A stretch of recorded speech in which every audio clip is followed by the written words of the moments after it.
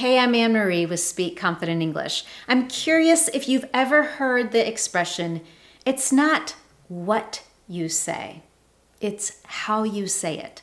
What that means is that, yes, of course, the words you choose are important, and your accuracy with grammar structures is important as well, but just as important, or perhaps more so, is the way you use your voice to express what you want.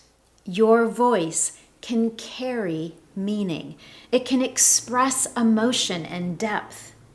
Let me give you a quick example. I'm going to say the same exact sentence 2 times.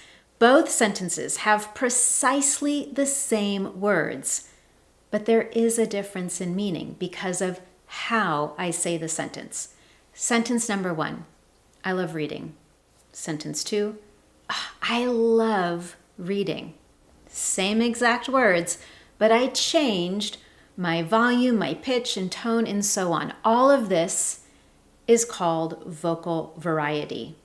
When you use vocal variety in your English communication, your message has improved clarity. Your audience is more engaged, and your words are more memorable. Again, it's not what you say, it's how you say it. One way to improve vocal variety is through emphasis on particular words.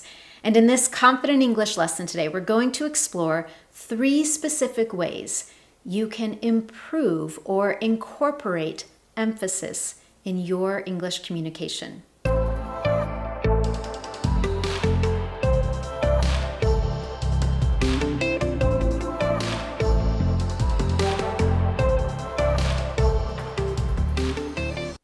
But first, if you don't already know, I'm Anne Marie with Speak Confident English. I'm an English confidence and fluency coach, and everything I do is designed to help you get the confidence you want for your life and work in English. So while you're here, make sure you subscribe to my Speak Confident English channel so you never miss one of my Confident English lessons. Now, before we take a look at the first of 3 specific ways to incorporate emphasis in your speech, I want to take a step back and review what exactly is emphasis and why is it important. Emphasis is the way we use our voice to stress or add intensity to specific words, either to communicate a particular message or to indicate a word's level of significance or importance. Without emphasis in our speech, our words might start to sound exactly the same. We lose that vocal variety. For example, the sentence, I love reading. That sentence sounds flat or monotonous. It's a very monotone voice. Let me say it again. I love reading. The words I'm using indicate that I enjoy reading, but it doesn't really sound like it. In fact, you might not believe me because there's no emotion, no depth, no emphasis in those words. However, when I say, I love reading, now you might start to believe me. I'm adding intensity and meaning to those words. As you'll learn in this lesson, there are 3 ways we can add emphasis to provide improved clarity in our message, capture our audience's attention, and make our words memorable. The first way to do that is to have stressed words within a sentence. Now, if you've been studying English for quite a while, and if you've spent time focused on pronunciation, you've likely heard of sentence stress. I want to talk a little bit about what sentence stress is and why it's important. And then we'll also talk about words that we choose to emphasize, either to add an extra layer of meaning or perhaps even to change the meaning of something. Let's start with a focus on sentence stress. Sentence stress is a particular pronunciation pattern English speakers follow where we stress or say particular words more clearly. This is usually nouns, verbs, adjectives, and adverbs. We make sure that those words are clear because those words carry the most meaning in a sentence. Other words in a sentence might include articles, a, an, and the, prepositions, in, at, on. They may include conjunctions, but, yet, so, and. These words may be pronounced less clearly. We might use lower volume or we may contract them and so on. This pattern of making sure the nouns, verbs, adjectives, and adverbs are clear or stressed creates sentence stress. It's what leads to the music of the English language. For example, I'm going to share a sentence with you, and I want you to listen really carefully. I want you to pay attention to the words that are particularly clear. Those words will likely be the content words, the nouns, verbs, adjectives, and adverbs. Here's the sentence. Yesterday I started watching a new show on Netflix. Let me say it again. Yesterday I started watching a new show on Netflix. What words did you hear most clearly? Yesterday, started watching, new show, Netflix. In fact, if I sent you a text message and all I said was yesterday, started watching, new show, Netflix, you would totally understand what I meant. Of course, it sounds a little strange. There are obviously some words missing, but the meaning of what I want to say is clear. And while speaking, I make sure that those words are also clear. When you follow the patterns of sentence stress, you'll naturally have more variety in your speech, and that will help to communicate your message clearly.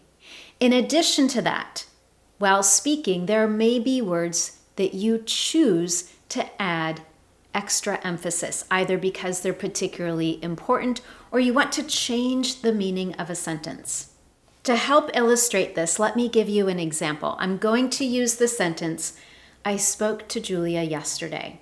Now, following sentence stress, the words that would be most clear typically are spoke Julia yesterday. I spoke to Julia yesterday. However, I might choose to make some adjustments in my vocal variety and add particular emphasis on some key words. In doing so, the meaning of the overall sentence shifts. For example, I spoke to Julia yesterday. Do you notice where I put the emphasis? The word I. I added volume and I also lengthened that vowel sound. In doing so, I'm making it clear that I'm the one that spoke to her yesterday. No one else did. It was me. I'm indicating that that word is particularly important. I'm drawing attention to it. As a result, the message I'm trying to communicate to the listener is more accurate. Now, I could change that and choose another word to emphasize, and in doing so, shift the message slightly. For example, I spoke to Julia yesterday. Let me say that again. I spoke to Julia yesterday. Not Samantha, not Sarah, not Sue, Julia. I'm making it clear who I spoke to. I also draw attention to that word, making it more memorable. Let's try a third option. I spoke to Julia yesterday. Do you notice which word was emphasized? Exactly right. Yesterday. In that sentence, I'm shifting the meaning and making it clear that it was yesterday, not today, that I spoke to Julia. By choosing particular words to emphasize, I'm making my message clearer and more memorable. Before we move on to the second strategy on how to bring emphasis into your speech and improve overall vocal variety, let's do a quick check-in. I have a sentence here, and I want you to take a moment to identify the words that I should say more clearly based on the rules of sentence stress. So again, that would be nouns, verbs, adjectives, and adverbs. Which words do you think should be said most clearly? Hopefully you've identified mother owns, largest collection, roses, and neighborhood. Those are the content words. Those are the words that bring real meaning to the sentence. Let me try saying it aloud. My mother owns the largest collection of roses in the neighborhood. Listen again and listen for those content words. My mother owns the largest collection of roses in the neighborhood. Now, if I choose to add emphasis to the word my in that sentence. How does it shift the meaning? My mother owns the largest collection of roses in the neighborhood. What do you think? That's right. I want to make it clear that it's my mom, not the neighbor, not your mom, who has the largest collection of roses. I'm bringing focus or attention to that word. And in doing so, I'm increasing vocal variety, making my message clear, and my words more memorable. Now, to help us with emphasis, we can move on to the second strategy, which is incorporating volume into your speech. Volume indicates how loud you are or how quiet you are when you speak. Playing around with volume anytime you communicate in English can add energy when you speak and help improve vocal variety. This includes drawing attention to particular words or sentences by increasing your volume or speaking more softly. For example, raising your voice can draw the listener's attention and add dramatic energy to a particular word or part of your sentence. It can also help you emphasize a particular emotion, whether you're trying to emphasize feeling excited, surprised, angry, frustrated, rushed, and so on. Let me give you an example sentence. If, for example, you're talking about climate change in a passionate way, you might say, "We must act soon if we hope to save the earth." Let me say that again. We must act soon if we hope to save the earth. Do you notice my volume went up just a bit with the words must act soon to draw attention and also help bring energy, focus to those words? It also gives a sense of urgency. It's not just what I say, it's how I say it that helps communicate that urgent message to you. Alternatively, softening or lowering your voice can also be a dynamic way of communicating. In fact, this can even cause the listener to lean in and listen carefully to what you're saying. In fact, you may have noticed that some public speakers or comedians will often indicate that they're sharing some kind of secret with an audience by lowering or softening their voice. Let me give you an example. Let's say you're telling a story at work, and while telling that story, you say, "Bob said his dog was a stray, but we all know he stole his neighbor's dog." By lowering my voice, I indicate to you that I'm sharing some kind of secret or inside knowledge, and I force you to lean in and listen more carefully. Overall, increasing your volume indicates a particularly powerful or emotional moment. It can help convey intensity, conviction, and passion. A sudden increase or decrease in volume can immediately capture an audience's attention because it's a significant shift in one's voice. And a deliberate decrease in volume can help create intrigue or curiosity. By incorporating variation in volume, you introduce more dynamic speech patterns and help keep your audience's attention. You'll help avoid them tuning out or losing interest due to a monotonous tone of voice that never changes. As opposed to using a monotonous tone of voice that never changes, you can incorporate changes in volume, going loud and going soft, to bring more dynamic variation to your speech, grabbing your audience's attention and helping them stay focused. And now the third strategy you can use to add emphasis and improve overall vocal variety is pauses. I love to talk about and practice with my students the power of the pause.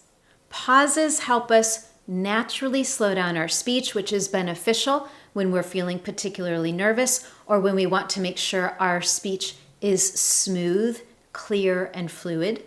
And pauses can be particularly useful when we want to draw attention to key words or parts of our sentence without really changing volume. Instead, we just pause before and after the words we want to highlight. There are a few places where we can pause to draw attention. If, for example, we want to bring attention to a specific word, we might pause between syllables, or we could pause before and after that particular word. We can also pause before and after a particular phrase. For example, a lengthier pause after an introductory phase. And I'm going to illustrate each one of those examples. To do that, I'm going to start with this basic sentence. We need to meet this deadline or the contract will be canceled. Now, I could say that sentence like this. We need to meet this deadline or the contract will be canceled. When I do that, there's really not any vocal variety. And as a result, you have no idea how I really feel about this. There's no sense of urgency or panic or fear or frustration. It's just words in a sentence. It's just a statement. However, by adding in vocal variety and thinking about how to incorporate emphasis, I can add that extra layer of meaning and make my message more clear. And I'm going to use pauses to help me do that.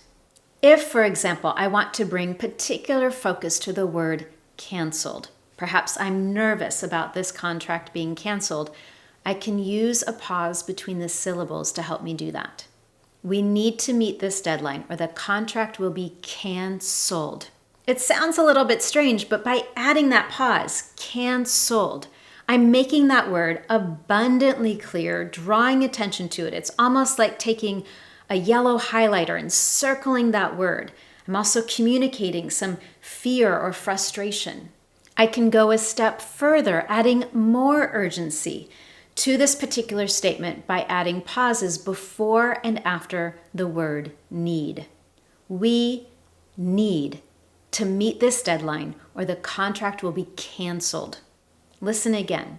We need to meet this deadline or the contract will be canceled. There are short little pauses before and after that word need. I also added a bit more volume for added emphasis. By incorporating those pauses, there's a little bit of extra silence in the sentence. It grabs attention and it brings focus to that word, helping to add to that level of urgency that I might feel. And finally, I could also add an introductory phrase to this particular sentence and incorporate a pause after that phrase to draw attention to it. For example, most importantly, we need to meet this deadline or the contract will be canceled.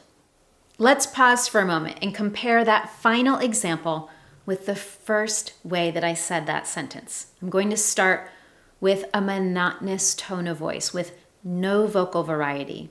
So, version number 1. We need to meet this deadline or the contract will be canceled. Flat, monotonous, no real emphasis or vocal variety. And version 2, most importantly, we need to meet this deadline or the contract will be canceled. Of those two examples, which one has more power to it, more energy to it, more urgency? Which one communicates a stronger message? Which one holds your attention? The second one is definitely the winner. Now that you have these 3 different ways of adding emphasis to your speech to improve overall vocal variety, how can you practice this?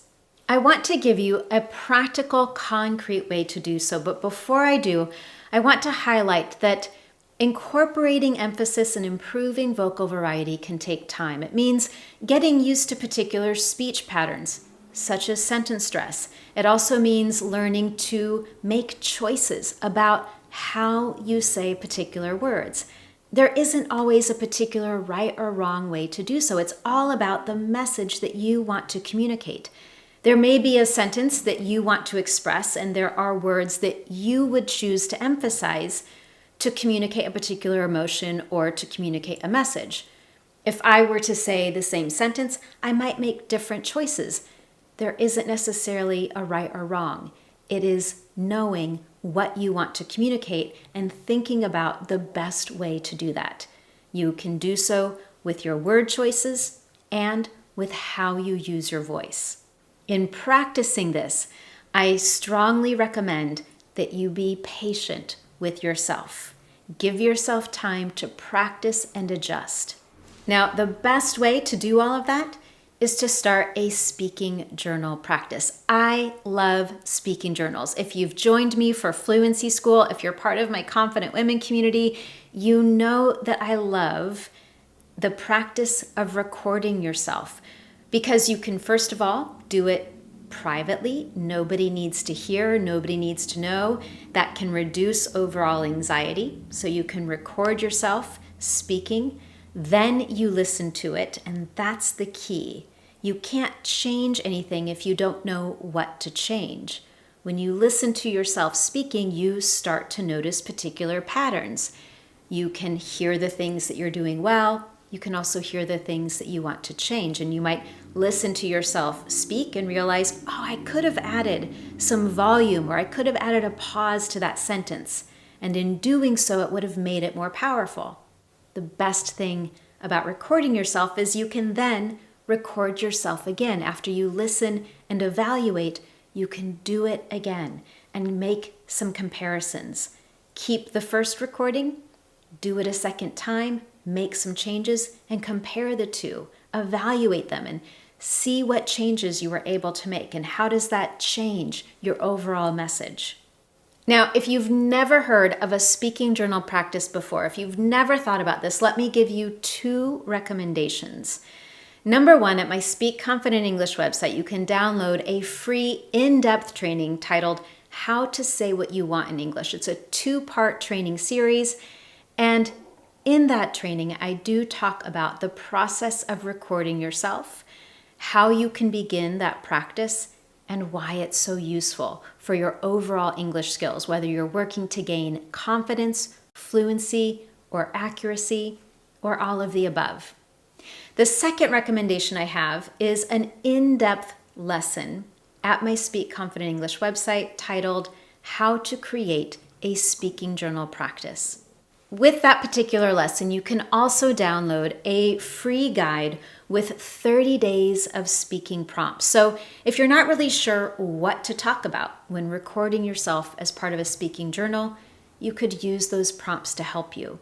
In doing so, you'll have something specific and practical you can practice talking about. You can record it, listen to it, evaluate it, and then intentionally try to add different forms of emphasis, whether it's for a particular key word or particular parts of your sentence.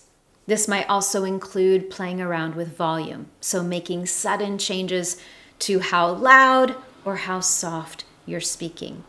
And finally, you can also work with adding pauses into your speech.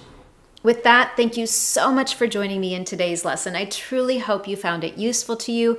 If you did, I would love to know. You can tell me by sharing a comment below, or you can give this lesson a thumbs up here on YouTube. While you do that, don't forget to subscribe so you never miss one of my Confident English lessons. Thank you again for being here, and I look forward to seeing you next time.